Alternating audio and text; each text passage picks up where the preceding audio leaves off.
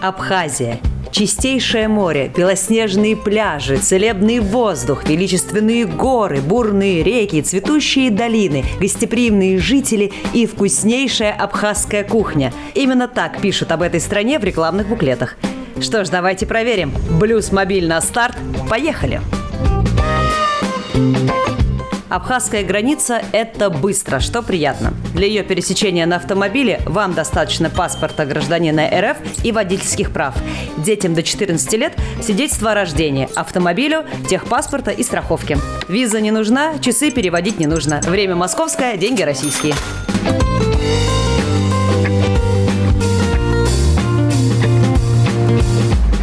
Оформили ОСАГО. Здесь ОСАГО для транспортного средства, ну и страховка гражданской ответственности. Все вместе получилось 2000 рублей. 2 недели гарантирует нам возмещение ущерба в случае, если таковой случится. Мы только что проехали заправку Роснефть на территории Абхазии. Так вот, лучше заправляться на территории Российской Федерации в городе Сочи. Российско-абхазская граница позади. Ух ты, мы в другой стране. Что-то изменилось? Абхазия, Сочи. Найди 3 отличия. Совершенно другая растительность. Вернее, она, конечно же, похожа. Но почему-то, естественно, благоустройство природное здесь гораздо приятнее. И серпантин вдоль берега мне лично больше нравится.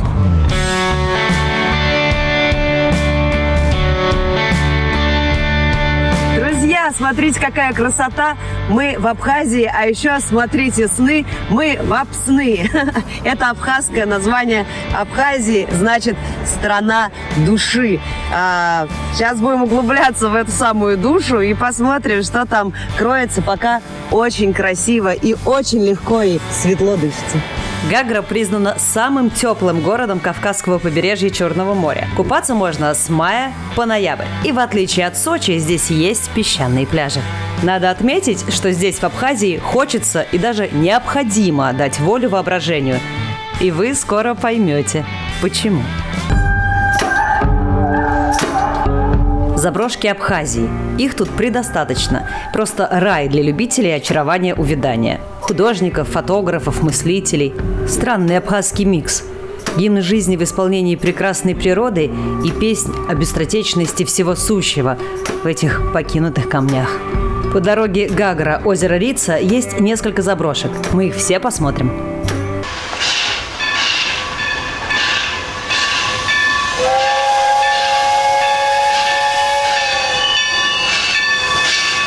Чудесный портал во времени, который переносит из настоящего в прошлое. И здесь сохранилось очарование тех времен, когда здесь строились санатории. 2 тоннеля, один в Сочи, другой в Сухум. Рядышком небольшая заброшечка, но симпатичная и прекрасный вид на речку. Железнодорожная станция Абаата. Уникальная штука – виадук, возведенный в ущелье между 2 тоннелей. Задумали ее еще в конце 19 века. Это прям находится на въезде в Гагры. Замечательный вокзал, который перенесет вас в другое время. Настоящий поезд, кстати, тут все-таки с недавних пор ходит. Раз в сутки. Сочи-Гагра, Гагра-Сочи. 3 часа пути сквозь вековые леса вдоль Черного моря и горных ущелий. Особая романтика есть в стуке колес. Как считаете? Совет. Билеты лучше брать заранее. Что бы вы ни выбрали – самостоятельное путешествие по Абхазии или Абхазия с гидом, Абхазия на автомобиле, поезде, автобусе, Абхазия летом или Абхазия зимой, Абхазия бюджетно или Абхазия дорого – вы точно будете путешествовать во времени. Это легко доказать. Смотрите. Мы зашли на территорию древней крепости Абаата, датируемой аж 2 веком. Гуляя среди этих древних камней, просто погружаешься в атмосферу каких-то давно минувших лет. И природа, которая это все окружает, воздух, наполненный запахом гор, цветов и моря, просто уносит вас в какую-то другую эпоху. Хочется думать, медитировать, фантазировать и мечтать.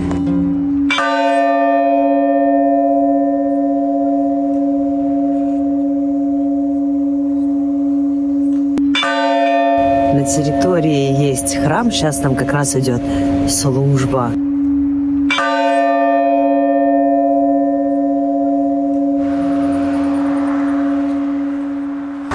Шикарные бойницы. А я, как девочка, даже бойницы не заметила. Я заметила очень красиво растущую зелень на них, а то, что за ними бойницы, я не видела. Вот так вот. Peace and love. Гуляя по благоухающей Гагре, даже используя всю силу своего воображения, сложно себе представить, что когда-то это была весьма жуткая местность с гнилыми болотами, удушающим климатом и свирепствующей малярией. Идеальное место для ссылки неугодных. Но один человек взял и кардинально изменил судьбу Абхазии. В рамках, так сказать, ревитализации Черноморского побережья, задуманного императором Николаем II в начале 20 века, наш герой выбрал именно Гагру. Александр Константин Фридрих Ольденбургский, или просто Александр Петрович Ольденбургский, герцог-принц. Его замок там мы вам покажем. А пока мы сейчас гуляем по древней крепости. И вот когда он решил сюда переехать, осознав, что из места ссылки все-таки Гагры стоит превратить в маленькую нашу Ниццу, он снес крепостную стену и сказал: мне нужен замок и гостиница. Вот это будет гостиница. Знаете, что объединяет Абхазию и французскую ривьеру? Они находятся на одной широте. Среднегодовая температура здесь те же плюс 15 градусов, а климат мягче, чем в Ницце. О, этот юг, о, это Ницца, о, как их блеск меня тревожит. Жизнь, как подстреленная птица, подняться хочет, но не может. Я, конечно, вам желаю, чтобы у вас все поднималось, и птицы, и жизнь, и вообще мощь и сила. Смотрите, какая красота. Я ее прям вливаю сейчас в ваши мониторы, в ваши глазки. Пускай она вас вдохновляет. Черноморская Ницца. Так называли Гагру в начале прошлого века. Очень быстро курорт стал модным, и сюда стала съезжаться русская аристократия, и даже иностранцы. Представить, что кого-то сюда ссылали, мучиться и осознавать свои прегрешения очень сложно, потому что, конечно, это невероятная красота и в самом деле курорт. То есть хочется бокальчик еще какой-нибудь целебной воды из местного прекрасного источника. Сошлите меня! Сошлите! И вот шок! Мандарины в Абхазии появились только в начале 20 века. Их завез и культивировал сосланный в малярийную Гагру русский купец. И вот вам еще одно гастрономическое открытие. Как вы думаете, выглядит лавровый лист? Вот это в пачках сухое, что-то такое сморщенное. А нет, вот он лавровый лист, и он даже скоро будет цвести. И вообще это, оказывается, дерево, друзья, а не пакет. Вот он, замок принца Ольденбургского, важнейшая достопримечательность города Гагры. Остается сейчас только, конечно, фантазировать, как выглядел этот прекрасный дом Александра Фридриха Константина Ольденбургского. Могу себе представить, что здорово пить утренний кофе и наслаждаться таким прекрасным видом. Знаете, как собрать дом без единого гвоздя? 1500 деталей, ручная сборка, механические часы, которые до сих пор отсчитывают время. Здесь пили кофе Чехов и Шаляпин.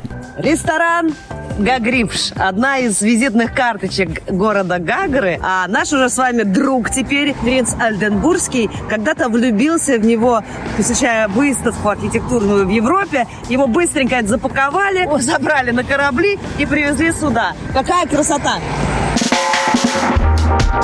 Абхазия. Продолжаем перемещаться во времени и пространстве. И вот я лазю по бамбуковым зарослям, представляете?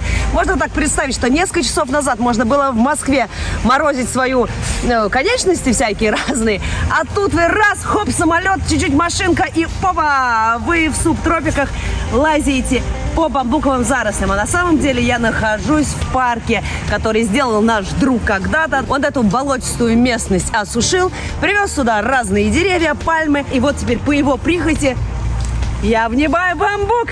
Привет, бамбук! Приморский парк Гагры. Тут собраны деревья со всего света. А еще здесь пруды, фонтаны, море. Все для прекрасной прогулки. Но у нас впереди важная, волнующая миссия. У нас самый интересный эпизод, мне кажется, сейчас за вот это короткое время нахождения в Абхазии. Это заброшенный театр сталинских времен. Говорят, там очень красиво, но у нас миссия. Мы будем играть и петь там.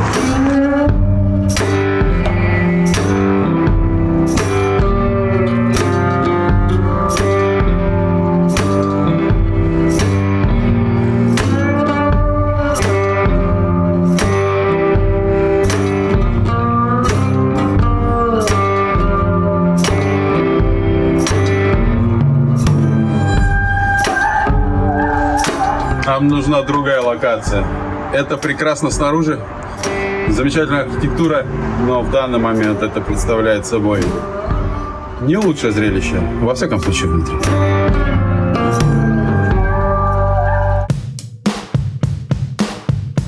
Королева драмы, драмы, королева драмы. Главная роль Инна Бедина.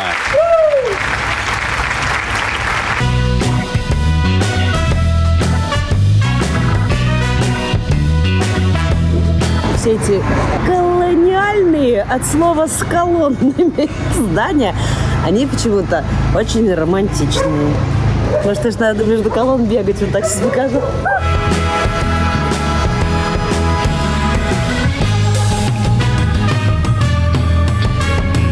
И не переключайтесь, мы поехали дальше.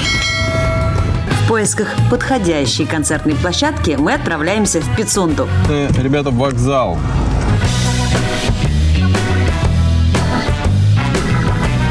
Здесь, как во многих других заброшенных местах Абхазии, вам понадобится что? Вот оно, вдохновение, вдохновение и воображение, ребята. Здесь можно представить, вот вы сошли с поезда, увидели море, у вас захватило дух, вы подхватили свой чемодан и пошли навстречу приключениям легкой походкой. Уезжайте обратно, подарили прощальный взгляд морю, взяли свой чемодан.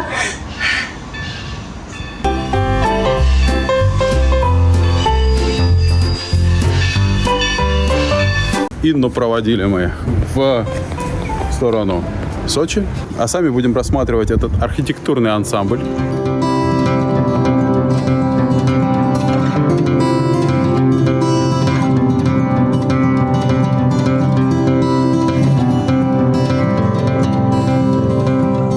Давно ли вы ждали общественного транспорта с видом на море? Где я нахожусь? Это красивое помещение, не что иное, как просто остановка. Остановка одного известного вам скульптора Жорам Церетели. Вот такая красота. Где мой автобус? А если вам вдруг захотелось поделиться с кем-то впечатлениями, не стесняйтесь, здесь все говорят на русском. В ответ мне тоже захотелось выучить хоть что-то на абхазском. Мое первое слово на абхазском, ребята. Ацица. Это значит репка. Правила они для чего нужны? Чтобы их нарушать. Понимаете? Ацица. Абхазия – мировой рекордсмен. Здесь на каждого жителя приходится столько пресной воды, что хватит напоить целый город. Озера-гиганты, сотни источников, 7 рек. Я боюсь я подвесных мостов. Вот вы начинаете делать шаг, да? А он уже весь, шевелится. Горные речки обладают таким свойством, они вас так... И все, штаны отдельно, ботинки отдельно, ваше желание стоять отдельно. Все отдельно. Я опасаюсь.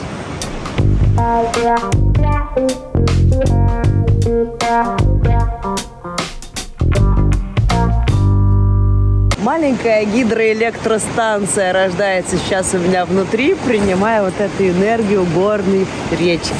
Очень здорово. Можно стоять, мне кажется, часами и заряжаться. Что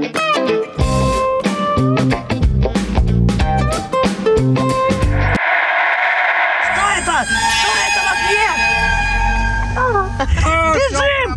Бежим! В начала такая здоровая, потому что количество меда, который Абхазия поставляет в Россию, тоже внушительное.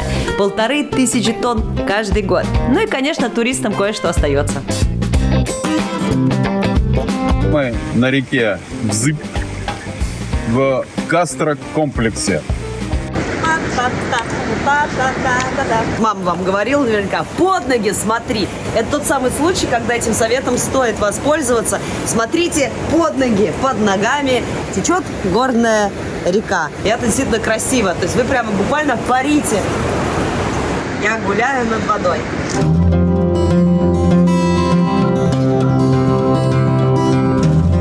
Ну и, конечно, нельзя не попробовать что-то из абхазской еды. Что-то оригинальное. Приготовленное, конечно же, с душой и любовью. Как тут умеют? Я решила поэкспериментировать. Это блюдо у меня называется хачапур на шампуре. Наверное, классические варианты мне нравились больше, но ради формы это тоже интересно. Хорошее завершение хорошего дня. Впечатления и чувства смешаны. Невероятная вечная природа и уходящие символы различных эпох. Величие и чрезмерная простота. Научиться видеть прекрасное во всем. Чем не цель путешествия?